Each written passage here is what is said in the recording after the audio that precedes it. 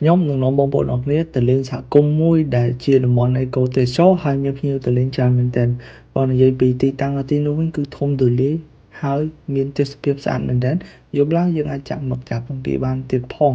ហើយបើនិយាយពីដើមកោងកាងវិញគឺយើងអាចដាំបានហើយក៏យើងអាចដើរលេងនៅក្នុងដើមកោងកាងដើម្បីស្រូបពីក្លិនធម្មជាតិហើយក៏យើងអាចអង្គុយមើលថ្ងៃរះថ្ងៃលិច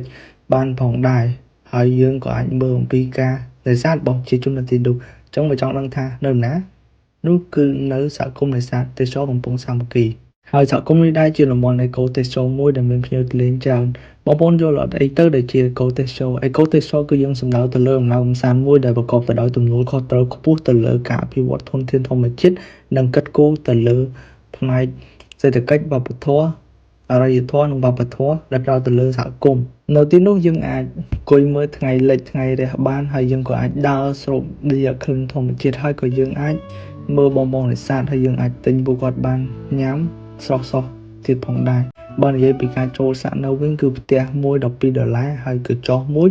$5បើយើងយកតង់យើងចូលក៏$5ផងដែរហើយបើយើងជួលចក្រានគាត់គឺចក្រានមួយ10000សម្រាប់ការយកម្ហូបចូលគឺយើងយកចូលដោយសេរីបងប្អូន